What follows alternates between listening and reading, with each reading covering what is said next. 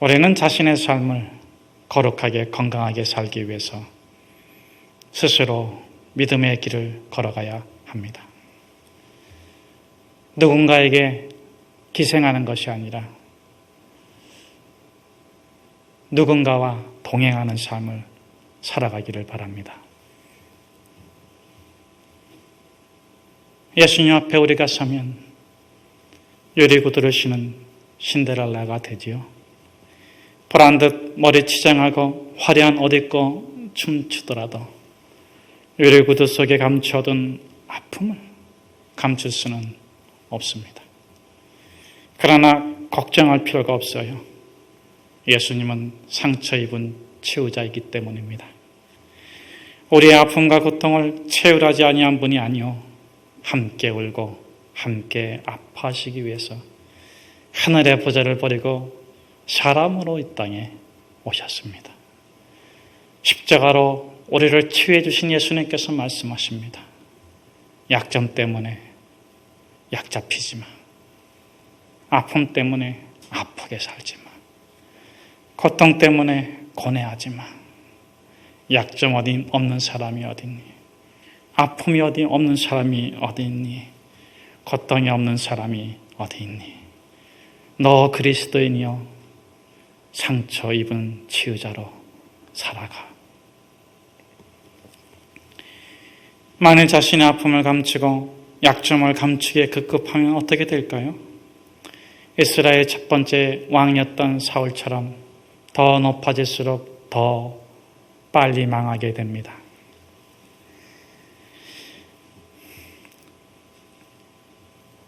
왜냐하면 강점이 커질수록 약점이 덩달아 커지기 때문입니다. 그렇다면 사울 왕의 약점은 무엇입니까? 골리앗과 당당히 맞서지 못하고 바위 뒤에 숨어있는 두려움. 골리앗을 물리친 다윗과 자신을 비교하며 불같이 화내는 진노. 다윗에게 블레셋 사람을 무찌르고 돌아오면 딸 미가를 주겠다고 약속해놓곤 다윗이 승리하고 돌아오자 딸 미가를 다른 남자에게 주어버립니다. 다윗이 싸움 중에 죽기를 바랬던 기만. 다윗만 없으면 왕위를 빼앗기지 않을 것이라 확신하며 창을 던지는 왜곡된 신념. 선지자 사무엘의 경고를 무시하고 십자가 선지자를 기다리지도 않고 승리라는 명분을 내세워 함부로 왕이라고 예배드리는 오만. 자신의 잘못된 행동이 자기 자신을 파괴할 뿐만 아니라 이스라엘을 파멸시키고 있다는 것을 너무나도 잘 알면서도 사울은 자기의 유리구두를 감춥니다. 하나님보다는 사람에게 잘 보이고자 합니다. 사울 왕이시여, 어찌하여 당신을 왕으로 세우신 하나님의 말씀을 따르지 아니하셨나이까? 선지자 사무엘의 추궁에 사울의 대답이 무엇입니까? 내가 여호와의 말씀과 당신의 말씀을 어긴 것은 내가 내 백성을 두려워하여 그들의 말을 청종하였음이니이다. 관심이 어디에 있습니까? 당신의 관심이 어디 있습니까? 당신의 관심이 어디 있습니까? 당신의 관심이 어디 있습니까? 찬양하고 기도하고 예배하고 말씀이 있는 당신의 관심이 어디 있습니까?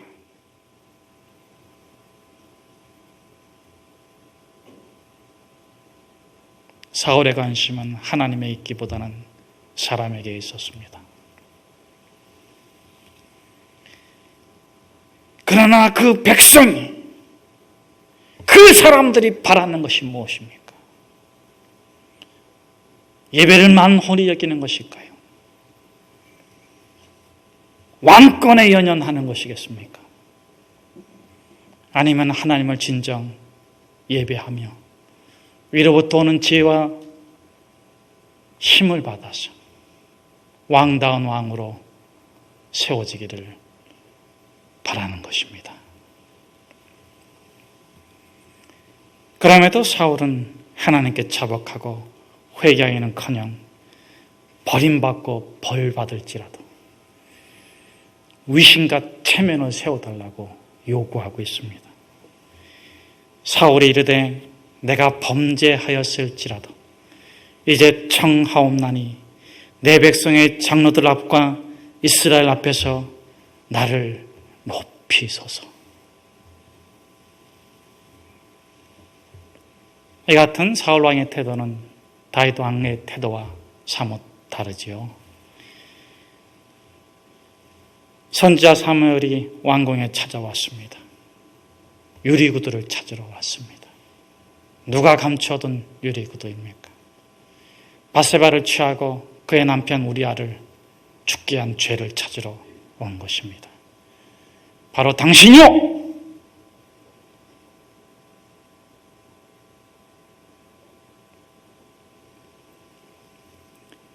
그때 다윗은 보좌에서 내려옵니다. 겉옷을 찢고 회개합니다. 사람들 보지 않았습니다. 신하들 보지 않았습니다. 하나님 앞에서 자신을 회개합니다.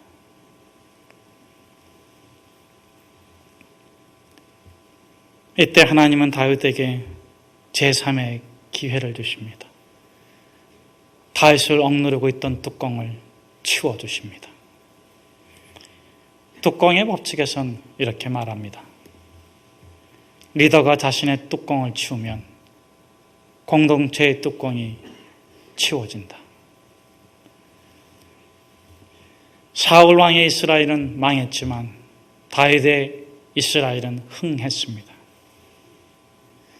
사울은 자신을 짓누르는 뚜껑을 끝까지 부인했지만 다윗은 인정합니다. 다윗은 자신이 치울 수 있는 뚜껑은 자신이 치웠고 다른 사람의 도움을 받아야 되는 뚜껑은 도움받아 치웠습니다. 그러나 자신도 타인도 치울 수 없는 뚜껑은 하나님 앞에 무릎 꿇고 철저히 회개해서 하나님께서 치워주시도록 했습니다. 어떤 사람을 우리가 사랑해야 할까요? 뚜껑을 숨기고 없다는 사람을 사랑해야 할까요? 뚜껑에 아픔을 감추고 있는 사람을 사랑해야 될까요? 아니면 그렇게 짓누르고 억제했던 뚜껑을 치워버렸기에 유리구두를 신고도 당당히 아름답게 그것이 감히 왕궁일지라도 마이 웨이 자기 일상에 주어진 삶을 거룩하게 건강하게 살아가는 사람을 사랑해야 하겠습니다. 우리가 어떤 사람을 사랑할 것인가 하는 것보다 더 중요한 것은 우리가 어떤 사람인가 하는 것입니다. 어떤 사람으로 사랑받기를 바라는가 하는 것입니다. 당신은 어떤 사람입니까? 뚜껑에 짓눌려 신음하고 있는 사람인가요? 아니면 뚜껑을 치운 사람입니까? 사울 왕입니까? 다윗 왕입니까? 에서입니까? 야곱입니까? 당신과 나 우리는 야곱이 변한 이스라엘이 되기 위해 약점, 뚜껑을 치워야 됩니다. 우리 34절에서 36절의 말씀을 같이 읽겠습니다. 내가 세상에 화평을 주러 온 줄로 생각하지 말라. 화평이 아니요 검을 주러 왔노라. 내가 온 것은 사람이 그 아버지와 딸이 그 어머니와 며느리가 시어머니와 불화하게 하려 함이니 사람의 원수가 자기 집안 식구니라. 그러나 먼저 내 발에 신을 벗어라. 부부가 안 싸워요? 가정에 불화 없어요?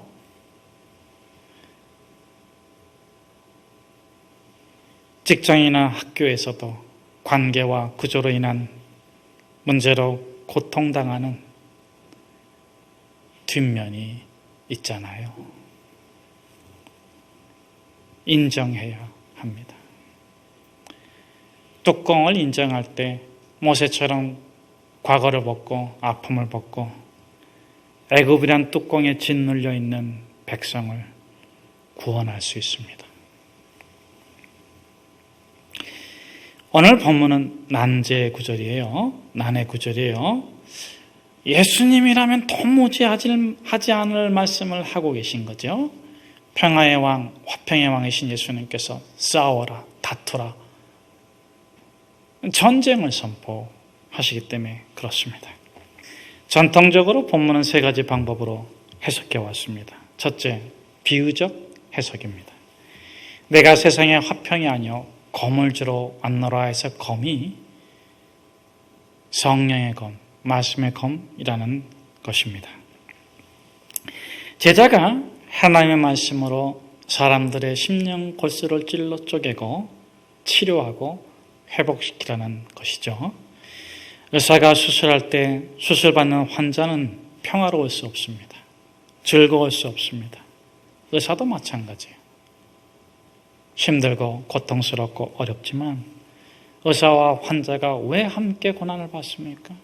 왜 함께 그 힘겨운 과정을 겪습니까? 암덩이 같은 원수일지라도 치료해서 건강하게 거룩하게 살기 위함이 아니겠습니까? 수술할 때는 의검, 의도를 휘둘러야 합니다. 그러면 거짓된 평화가 사라지고 참된 평화가 찾아옵니다. 둘째, 영적 전쟁의 개념입니다. 예수님께서도 고향에서 환영받았어요? 못 받았어요? 누가 예수님을 끝까지 메시아 됨을 거부했습니까? 야고보 예수님의 친동생은 어떻게 했어요? 핍박했어요. 야고보서로 선 예수님의 친동생 야고보는 극렬하게 반대했어요. 이처럼 사단 마귀는 친분을 통해서 접근합니다. 인정에 매여 진리를 등한시하게 하고 혈육에 접근해서 악하게 역사할 때도 많습니다. 여러분 보세요. 다윗이 다윗 왕이 될 수 있었던 것은 누구 때문입니까? 사울 왕 때문입니까? 사울 왕의 아들 요나단 때문입니까? 사울이 왜 다윗이 왕 되는 걸 반대했어요? 누굴 왕시키려고? 아들? 이름이 요나단. 다윗을 죽이고 그렇게 모함하고 활을 쓰고 창을 던지려고 했어요. 아들을 왕시키려고, 요나단을 왕시키려고, 그러게 다윗을 죽이려고 했던 거예요. 그런데 이렇게 요나단과 다윗은 우정을 갖고 있잖아요.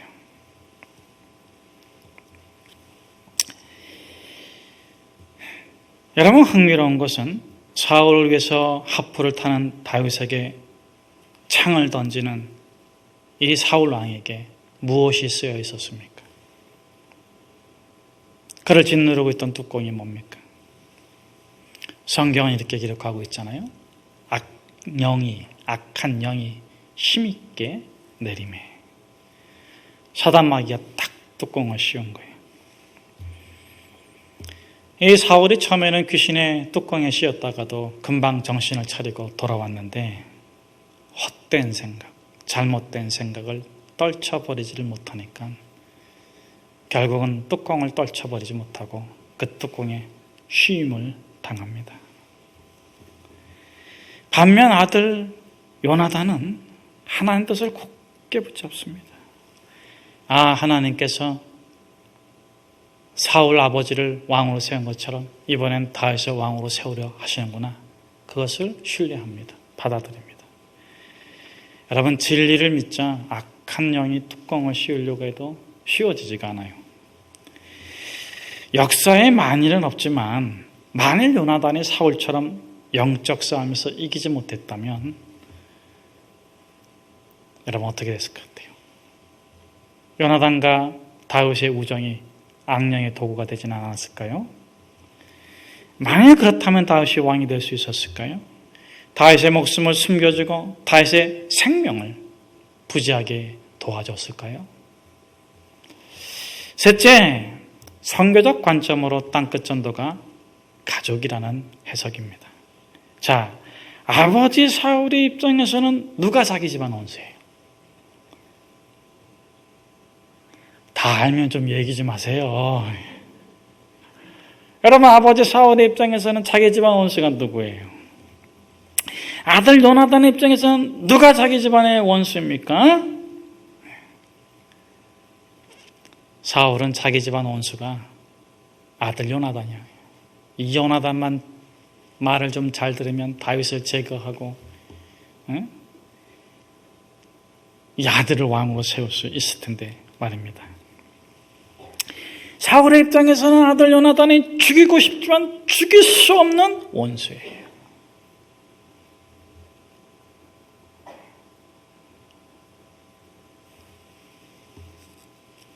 반면 아들 요나단에게서 누가 원수입니까?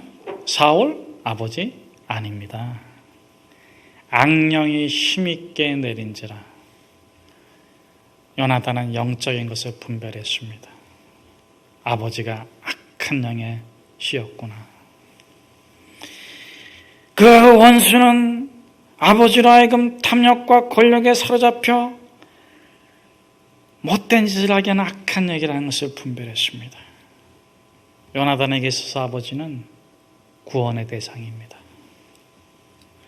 마지막까지 복음을 전해야 될 대상일 뿐이에요. 악한 영을 대적하지만 아버지 대적하지 않습니다. 오히려 총직히 섬기며 기회 있을 때마다 하나님 뜻을 전하는데 이것이 선교입니다. 여러분, 선교의 마지막이 어디입니까? 미전도 정적이다. 아니다. 예루살렘이다. 아니다. 이슬람이다. 그러나 여러분, 땅끝은 자기 집안 원수입니다. 포기할 수 없습니다.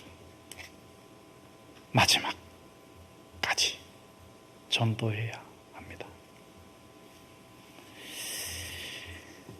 오늘 우리가 본문을 전통적인 해석과는 다른 관점에서 공부하려고 해요. 바로 리더십입니다.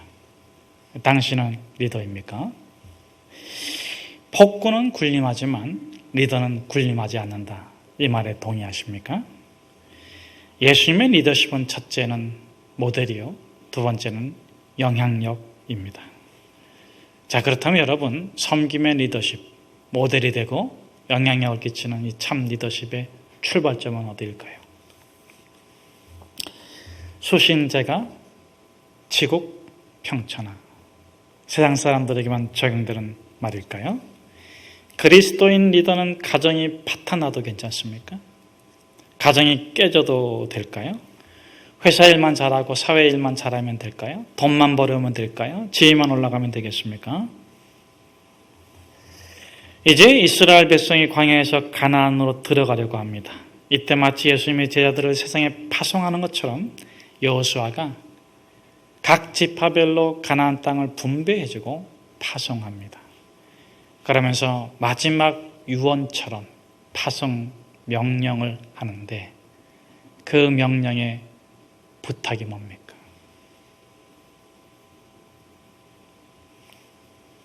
택하십시오. 저는 여러분들이 다 가정에서 영적인 지도자가 되기를 바랍니다. 매일매일 아이들을 위해서 축복해주고 부모님을 위해서 기도하고 그들이 말씀 가운데 진리 가운데 예배자로 살아갈 수 있도록 중보해 주십시오. 세상은 변합니다. 하나님 변하지 않습니다. 나이 들어가지고 뭐 자랑하며 살아가고 싶으십니까? 젊었을 때야 건강도 자랑할 수 있고 재물도 자랑할 수 있겠지만 나이 들어서 건강 자랑하는 건 어리석은 것이고 재물을 자랑하는 것은 탐욕적인 것입니다. 그러나 자식을 자랑하는 건 거룩한 즐거움입니다. 자식을 마음껏 자랑하십시오. 우리 자식들이 날마다 가정 예배 드리고, 우리 자식들이 하나님 앞에 무릎 꿇을 줄 안다고, 우리 자식들이 창조주 하나님을 바라볼 줄 안다고.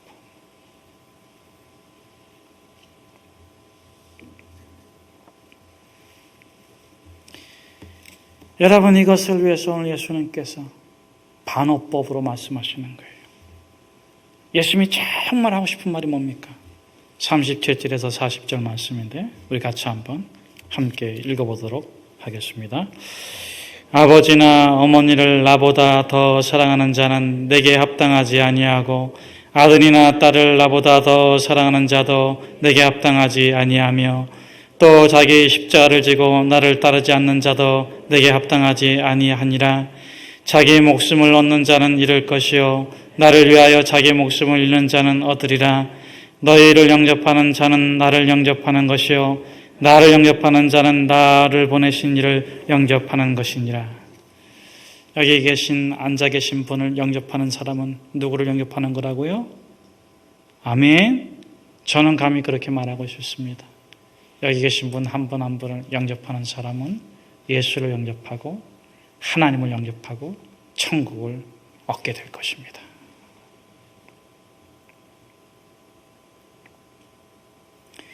예수님은 그렇게 되기를 원하시는 거예요. 어디서부터? 우리의 가정에서부터.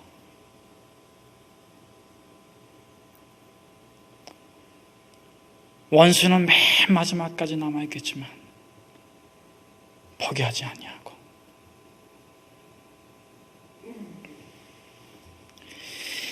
하나님을 더 사랑했을 때의 결과를 보여주는 것입니다.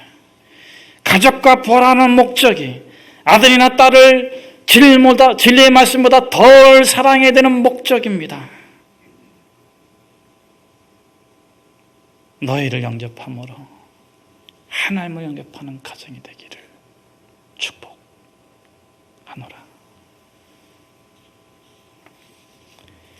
41절에서 42절의 말씀 우리 같이 한번 함께 읽겠습니다. 선지자의 이름으로 선지자를 영접하는 자는 선지자의 상을 받을 것이요 의인의 이름으로 의인을 영접하는 자는 의인의 상을 받을 것이요 또 누구든지 제자의 이름으로 이 작은 자 중 하나에게 냉수한 것이라도 주는 자는 내가 진실로 너에게 이르노니 그 사람이 결단코 상을 잃지 아니하리라 하시니라. 가족을 위하고 사랑하는 것으로 이웃을 사랑하는 것을 대신할 수 있을까요? 하나님을 예배하고 경배하는 것으로 부모를 혀를 다하는 것을 대신할 수 있을까요? 분명히 하나님과 부모는 비교할 수 없는 존재와 가치를 가지고 있습니다. 가족과 이웃도 마찬가지죠. 그런데 예수님께서 뭐라고 말씀하십니까? 고르반하지 마라. 고르반하지 마라. 하나님께 드림이 되었다고 부모에게 공경이 될 것을 경공하지 않는 사람이 되지 마라. 가이사의 것은 가이사의 것이고 하나님의 것은 하나님의 것이다. 너희가 가족을 사랑하고 위한다고 해서 내 이웃을 버리지 마라. 선지자를 위한 자는 선지자의 상을 받겠고 의인을 위하는 자는 의인의 상을 받겠지만 제자가 예수의 이름으로 지극히 작은 자에게 냉수한 그릇을 주면 내가 진실로 너에게 이르노니 결단코 그 사람이 상을 잃지 않을 것입니다.